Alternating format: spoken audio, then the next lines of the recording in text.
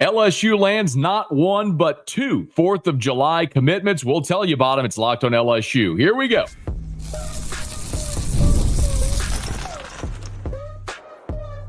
You are Locked on LSU, your daily podcast on the LSU Tigers. Part of the Locked on Podcast Network, your team every day.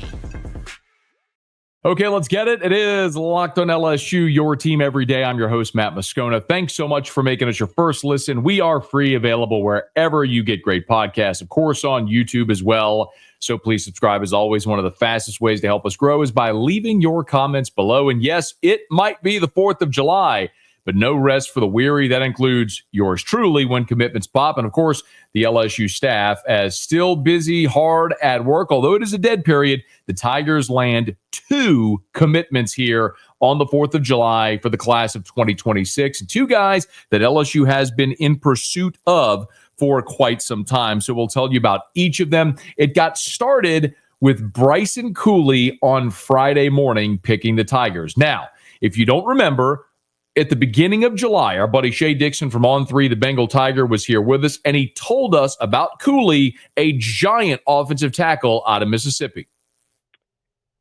Another border state kid, and we know that LSU wants to tap into that with Texas and Arkansas. And a year ago, they signed top prospect out of Arkansas, number 1 lineman, certainly, in Carius Kern, who finished as a 5-star. And there was some buzz around him this spring and kind of his trajectory of early playing time and what it might look like. And they also signed another top 150 prospect coming out of Mississippi, who was Mississippi's number 1 lineman a year ago, in Tyler Miller, who I mentioned, coming out of Laurel. Well, that's where Bryson Cooley's from, Laurel, Mississippi. So part of that Pine Belt area, Hattiesburg, Oak Grove, Laurel, all kind of within about a 20, 30-minute drive of each other. And certainly Tyler Miller will play a role this weekend, but getting Cooley in is big because LSU, Bama, he's coming off an Ole Miss visit.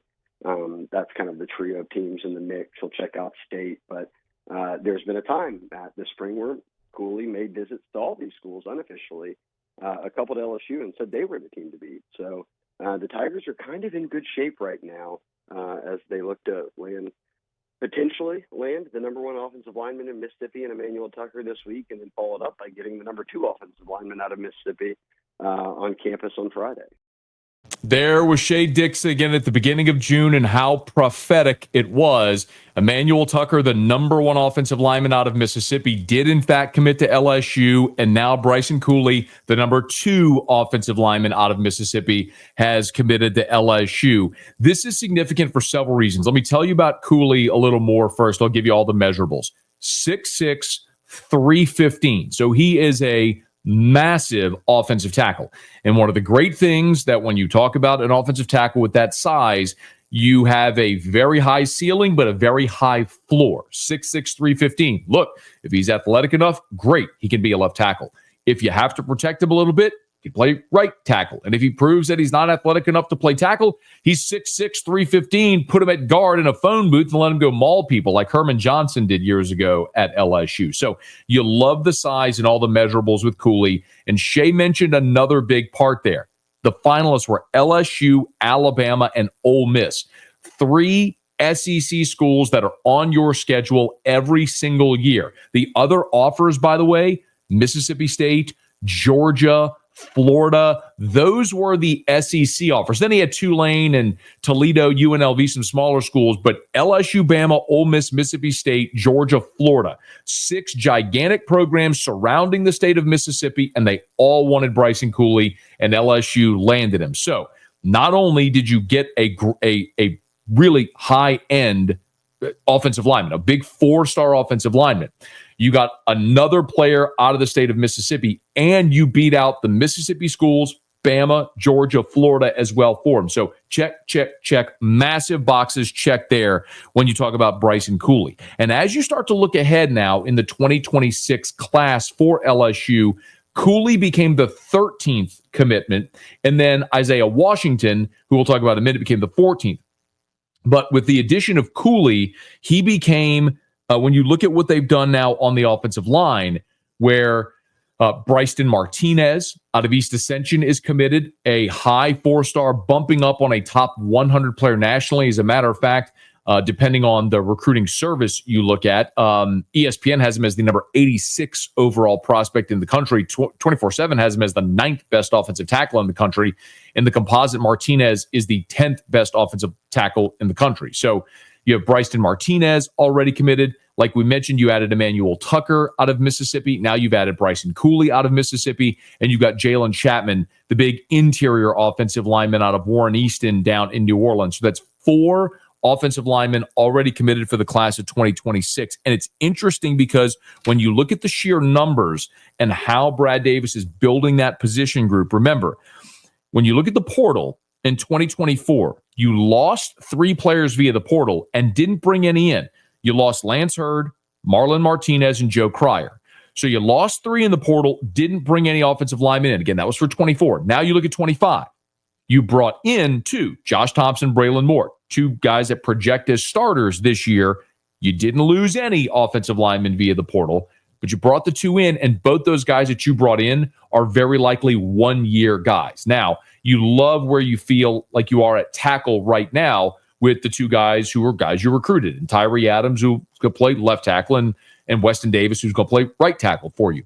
Carius Kern, 5-star in this most recent class, spent most of spring ball at tackle, but could also play guard.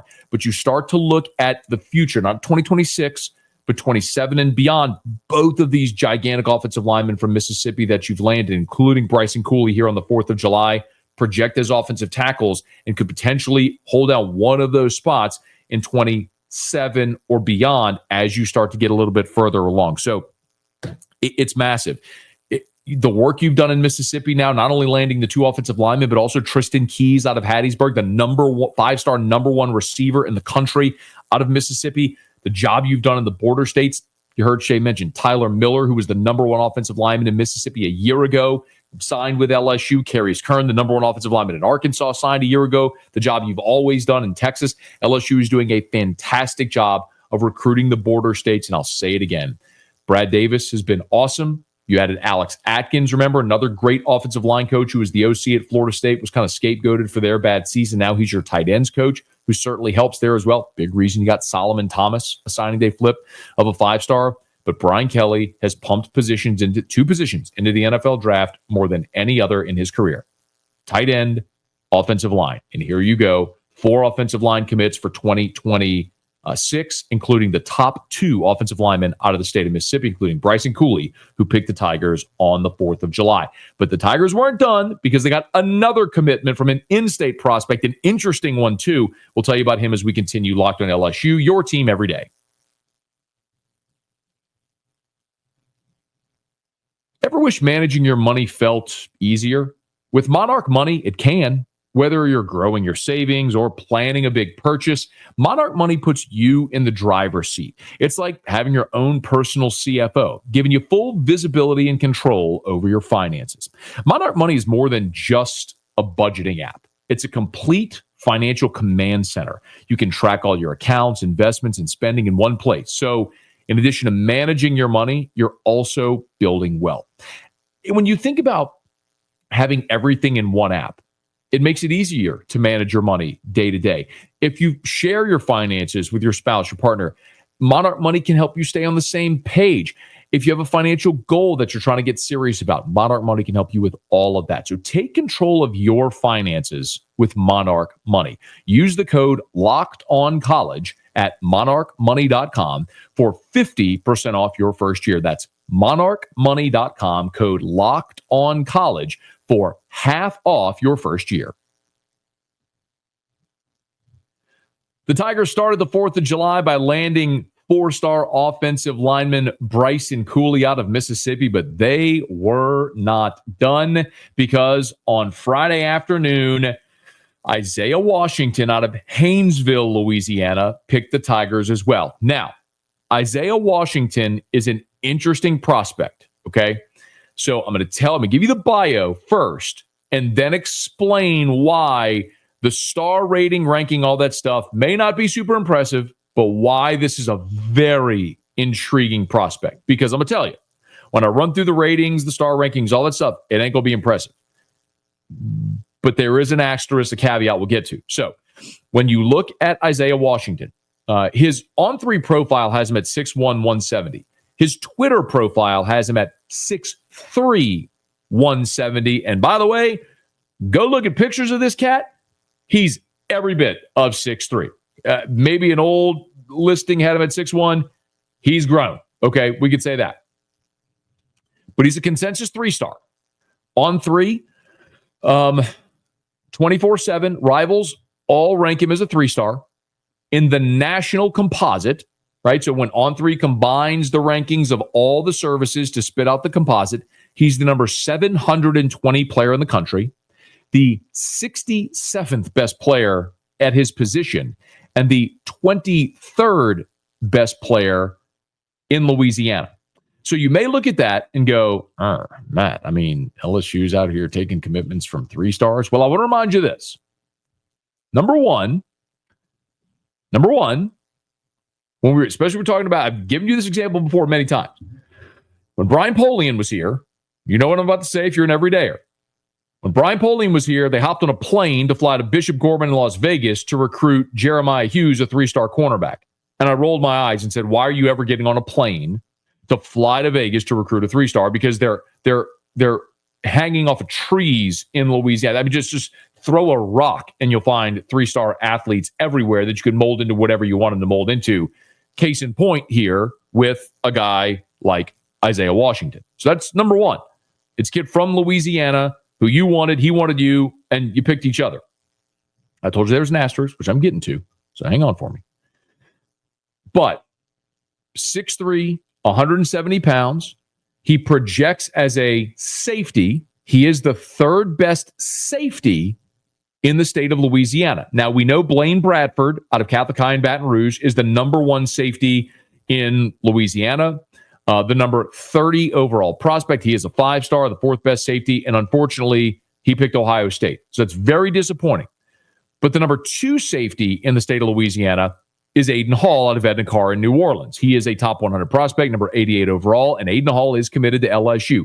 The next highest rated safety in the state for the class of 2026 is Isaiah Washington out of Haynesville. So I mentioned that there was an asterisk. Here it is. If you go look at the huddle highlights or the Twitter videos and clips of Isaiah Washington, you're going to find something interesting. You're not going to find highlights of Isaiah Washington playing safety. You might find some, camp video and stuff like that, but you're going to find highlights of Isaiah Washington playing quarterback. That's right. He wears number 10. He spins the rock. He is a high school quarterback that LSU's coaches looked at and said, 6'3", 170, athletic, can flip the hips, can turn and run, physical. We think he's a safety. And so they're recruiting him at safety. And that's how he projects to LSU. Now, at 6'3", he can also play cornerback because that fits the mold of Corey Raymond. And when you look at his primary recruiter, it was Jake Olson, the safeties coach, but the secondary recruiter was Corey Raymond. So I wouldn't be stunned if when Isaiah Washington gets to campus, he plays safety or plays cornerback. But again, this is a high school quarterback. So elite level athlete that they think has the size, physicality, and ability to play on the defensive side of the ball. And there's a long list of players who played a certain position at LSU by the time, or in high school, by the time they got to LSU, they switched positions and were great. You want to talk about a great high school quarterback that became an All-American safety? How about LaRon Landry? I know that's been 20 years, but LaRon Landry was a high school quarterback. Comes to LSU, at Destrehan, comes to LSU, ends up playing safety and becomes an All-American, starts as a freshman. I'm not saying that's going to happen here, but we've seen it. Josh Reed was a running back who became an All-American receiver. Corey Webster was a high school quarterback who played cornerback at LSU, became an All-American and a high draft pick, and went on to a long NFL career where he won Super Bowls with the Giants. Point is, sometimes you see these dudes in the state of Louisiana, and if you live in Louisiana, if you're familiar with high school football in the state, you know what I'm talking about.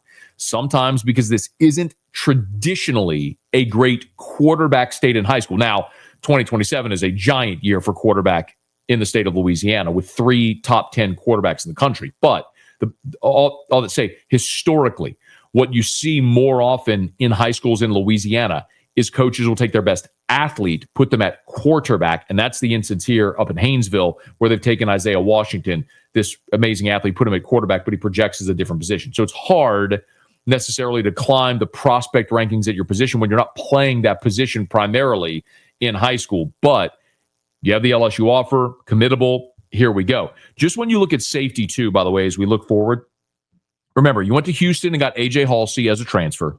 You went to NC State, got to Marcus Cooley as a transfer. And you got Jordan Gilbert, the U-High kid who started his career at A&M, transferred to LSU, played with an injured shoulder last year, but is back for his final season.